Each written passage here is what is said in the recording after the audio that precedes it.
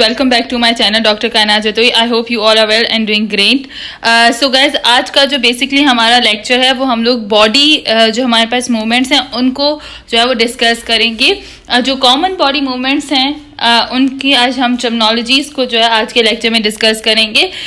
So come back to the point, like anatomical terms related to the body movements, upper limb and neck and trunk. Means upper limb और neck and trunk की जो हमारे पास common movements हैं जो exam में भी आपसे पूछी जाती हैं, वाइवा में भी आपसे पूछी जाती हैं, और as a first year MBBS student आप लोगों को जो टर्म्स आनी चाहिए उन सबको हम लोग जो है वो आज के लेक्चर में डिस्कस करेंगे। आज का लेक्चर बहुत ही ज़्यादा ईजी भी रहेगा आप लोगों के लिए और मूवमेंट्स आप लोगों को इजीली समझ आ जाएंगे। सो अगर आप लोगों ने अब तक मेरे चैनल डॉक्टर कायनात जतोई को सब्सक्राइब नहीं किया तो अभी जाके सब्सक्राइब करें और बेल आइकन को भी प्रेस कर दें ताकि नोटिफिकेशंस आपके पास आते रहें। सो हम लोग डिस्कस करते हैं अपर लिम्ब की जो भी कॉमन जो मूवमेंट्स हैं उनको, जो आपसे एग्जामिनर भी पूछता है।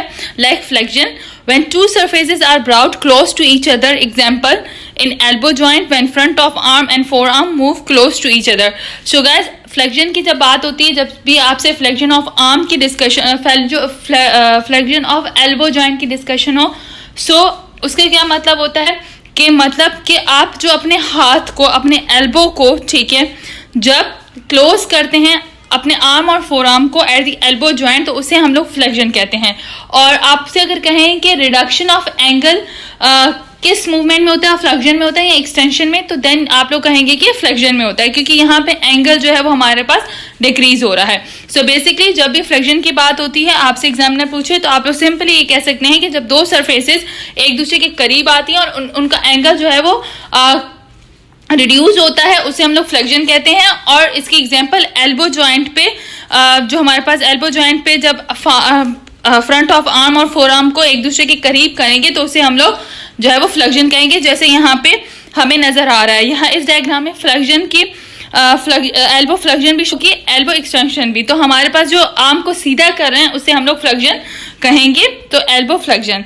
देन हमारे पास है extension, when extensor or dorsal surfaces are brought in as much approximation as possible, example straightening the forearm at the elbow joint। अच्छा, यहाँ पे इसका मतलब होगा, वहाँ पे रिड्यूस कर रहे थे एंगल को, यहाँ पे हम लोग इंक्रीज करेंगे एंगल को between arm and forearm. So जब आप लोग आर्म एंड फोर आर्म को इंक्रीज करेंगे तो उसे हम लोग स्ट्रेट, जैसे हम लोग हाथ को करते हैं एल्बो जॉइंट पे, तो इसे हम लोग क्या कहेंगे, एक्सटेंशन कहेंगे। सो ये डायग्राम एक्सटेंशन है, ठीक है। फ्लेक्शन एंड एक्सटेंशन की डायग्राम अब यहाँ पे इस डायग्राम में आप लोगों को इजीली समझ आ रहा है कि हम फ्लेक्शन किसे कह रहे हैं और एक्सटेंशन किसे कह रहे हैं।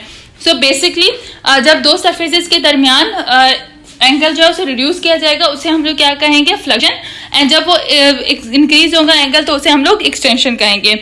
Then upper limb, abduction of shoulder when limb is taken away from the body। इस तरीके से आपसे एग्जामिनर abduction एंड adduction की बात करेगा। तो abduction का मतलब क्या होता है, जब हम लोग लिम्स लाइक अपर लिम्ब की बात करें तो उन्हें जब हम बॉडी के करीब दूर लेके जाते हैं तो उसे हम लोग abduction कहते हैं, ठीक है। when the limb is taken away from the body, जब abduction में क्या होगा कि आपके जो हाथ हैं, मतलब जो एनाटॉमिकल पोजीशन थी जो हम लोगों ने बेसिकली पढ़ी थी, एनाटॉमिकल की टर्म्स में हम लोगों ने पढ़ी थी। सो उस वक्त हम जब बात करते हैं एनाटॉमिकल पोजीशन की तो उसमें हाथ जो होते हैं स्ट्रेट होते हैं। सो अगर ये हाथ जो है, जो हमारे पास अपर लिम्ब है, आर्म एंड फोर आर्म, वो जब बॉडी से दूर जाते हैं तो उसे हम लोग अबडक्शन कहेंगे। Then adduction of shoulder when limb is brought close to the body. Adduction उसका उल्टा हो जाएगा, ऑपोजिट हो जाएगा, जब दोनों हाथ जो हैं वो हमारे पास एनाटॉमिकल पोजीशन में आ जाएंगे तो इसे हम लोग एडक्शन कहेंगे। देन हम लोग फ्लेक्शन ऑफ द शोल्डर, वो एल्बो जॉइंट पे फ्लेक्शन हम लोगों ने पढ़ी थी, अब शोल्डर पे क्या होगा कि if arm is taken towards the front of the chest wall, जब चेस्ट के करीब हम आर्म को करेंगे, यहाँ पे जो हमारे पास लाइटर जो है वो हैंड नजर आ रहा है जहाँ पे फ्लेक्शन शो की गई है, वो फ्लेक्शन शो कर रहा है, मतलब हम लोग चेस्ट के करीब जब हाथ को लेके आएंगे, ठीक है, तो ये हमारे पास क्या होगी, फ्लेक्शन होगी। अगर आर्म को हम जो है वो अपने हाथ को चेस्ट की तरफ मूव करवाएंगे तो इसका मतलब हम लोग, ये क्या है, हमारे पास फ्लेक्शन ऑफ द शोल्डर है। अब क्या है, एक्सटेंशन ऑफ द शोल्डर क्या है, arm is taking backward and laterally. अगर वही आर्म जो है एनाटॉमिक पोजीशन में जो स्टेट होता है वो अगर हम लोग पीछे की तरफ लेंगे, लाइक आप अपनी बैक साइड की तरफ लेते हो और लेटरली मूव कराते हो इसे, तो हमारे पास ये क्या है, एक्सटेंशन ऑफ द शोल्डर कहलाता है।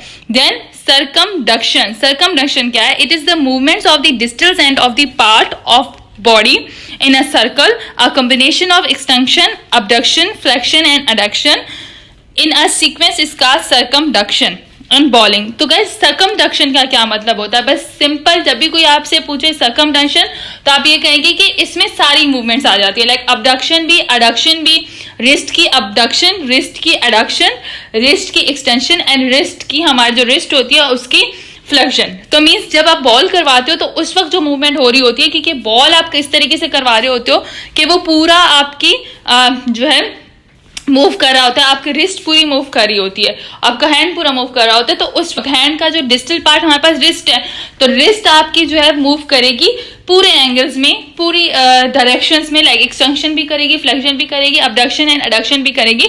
तो इसे हम लोग क्या कहेंगे? सर्कमडक्शन. सो ये हमारे पास केस बेसिकली क्या है? ये हमारे पास अपर लिम्ब है. ठीक है. रोटेशन में ऐसा नहीं होता. रोटेशन में क्या होता है कि बस एक ही एक्सिस पे आप लोग मूव करवाते हो. ठीक है, एक ही एक्सिस पे मूव करते हो. लेकिन सर्कमडक्शन में सारी मूवमेंट्स आ जाती हैं, लाइक अबडक्शन, एडक्शन, ठीक है, एक्सटेंशन एंड फ्लेक्शन. देन हमारे पास क्या है? Supination, when the palm is facing forward और upward as in putting food in the mouth. Supination का मतलब होता है जब हम लोग सीधा अपना हाथ करते हैं तो उस वक्त हमारे पास जो मूवमेंट होती है उसे हम लोग सुपिनेशन करते हैं. अच्छा, इस तरीके से कहा है कि जब हम लोग खाना खा रहे होते हैं, इसकी बेस्ट एग्जांपल यह है कि जब हम लोग खाना खा रहे होते हैं तो उस वक्त हम लोग अपनी फूड जो है अपने माउथ की तरफ जिस तरीके से निवाला बना के करते हैं तो उसे हम लोग सुपिनेशन पोजिशन कहते हैं. लाइक यहाँ पे देखें, जो आप मुट्ठी बना रहे हैं तो वो सुपिनेशन है. आप ऐसे मुट्ठी बना के अपने मुंह की तरफ अगर खाएंगे खाना, मतलब हाथ की उस फूड को अपने मुंह की तरफ लेके जाते हैं तो उसे हम लोग बेसिकली सुपिनेशन कहते हैं. एंड प्रोनेशन का हमारे पास क्या है? When the palm facing backward और downward as in picking food with fingers from the plate. Means के उल्टी जो हाथ की जैसे डायग्राम में शो की गई है, अगर आपका जो पाल्म है, आपकी जो हथेली है वो डाउनवर्ड मूव करी और बैकवर्ड है हमारे पास, तो उसे हम लोग क्या कहेंगे? प्रोनेशन. और दोनों की एग्जांपल ऐसे है. प्रोनेशन मतलब जब आप प्लेट से खाना उठाते हो तो उस वक्त जो सर्कल आप बनाते हो उसे प्रोनेशन कहते हैं. और जब आप लोग मुंह की तरफ निवाला खाते हो तो उस वक्त जिस तरीके से मूवमेंट होती है उसे हम लोग सुपिनेशन कहते हैं. अच्छा, प्रोनेशन एंड सुपिनेशन का एग्जाम में पूछा जाता है, एमसीक्यूज भी आता है. इसके अलावा अगर एमसीक्यूज ना भी आए तो आपसे एग्जामिनर जरूर पूछता है कि हाथ की हमें प्रोनेशन और सुपिनेशन करके दिखाएं. तो सिंपल है, आप हथेली को सीधा कर लेंगे जिस तरीके से यहाँ पे, तो it's mean supination position. And जब उसे उल्टा कर देंगे तो इट्स मीन ये हमारे पास प्रोनेशन पोजीशन है. उसके बाद ट्रंक की मूवमेंट्स पे आ जाते हैं. Extension, backward bending is called extension. Normally जब आप लोग बैक यहाँ पे दिखा रहे हैं, जब आप ट्रंक को बैक करते हो, बैक की तरफ मूव करवाते हो तो इसे हम लोग एक्सटेंशन कहते हैं. इसी तरीके से forward bending is flexion.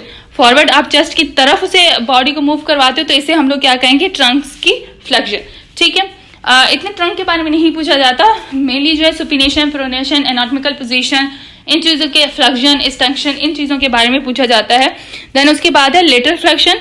Side way movement is lateral flexion. अगर साइड की तरफ आप मूव कर रहे हो तो इसमें ये हमारे पास क्या है? लेटरल फ्लेक्शन है. ठीक है. इस तरीके से rotation, side way rotation is lateral rotation. इस तरीके के अगर आप घूम रहे हो, मतलब हम लोग खड़े खड़े कभी कभी घूमते हैं, तो अगर आप उल्टी साइड की तरफ पूरा घूम जाते हो तो इसमें आप लोग लेटरल रोटेशन कर रहे हो. सो ये हमारे पास कुछ बेसिक टर्म्स थी रिलेटेड टू अपर लिम्ब और ट्रंक, जो कि आपसे एग्जामिनर पूछता है. मैं एक बार दोबारा से रिवाइज कर लेती हूँ. लाइक आपसे पूछी जाती है कि फ्लेक्शन क्या है, तो फ्लेक्शन हमारे पास बेसिकली क्या होती है? Reduction in angle. Simple word में आप ये कह सकते हैं कि रिडक्शन इन एंगल, या फिर कोई भी दो चीजें आपस में, दो सरफेसेस जो होती हैं कम क्लोज आ जाती हैं तो उसे हम लोग फ्लेक्शन कहते हैं. एक्सटेंशन, जब दो सरफेसेस जो है एक दूसरे से दूर चली जाती हैं और इंक्रीज इन एंगल हो जाता है तो उसे हम लोग एक्सटेंशन कहते हैं. इसी तरीके से अबडक्शन ऑफ शोल्डर, मतलब अबडक्शन ऑफ शोल्डर का मतलब होता है कि हाथों का दूर मूव करवाना, अपनी बॉडी से दूर. जब अगर आप लोग हाथों को मूव करवाएंगे तो उसे हम लोग अबडक्शन कहेंगे. और अडक्शन मीन्स के ऐड का मतलब क्या होता है? ऐड करना. अडक्शन का मतलब जमा करना. सो अपने बॉडी की तरफ अगर उन हाथों को लेके आएंगे तो उसे हम लोग अडक्शन ऑफ शोल्डर कहेंगे. देन हमारे पास है फ्लेक्शन ऑफ शोल्डर. हाथ का चेस्ट की तरफ मूव करवाना, इसे हम लोग फ्लेक्शन कहेंगे. और हाथ का पीछे की तरफ मूव करवाना, इसे हम लोग एक्सटेंशन कहेंगे शोल्डर पे. देन सर्कमडक्शन में पूरी मूवमेंट्स आ जाती हैं, लाइक बॉलिंग. अच्छा, सर्कमडक्शन में बॉलिंग का एमसीक्यू जरूर आता है कि example, right the example of circumduction.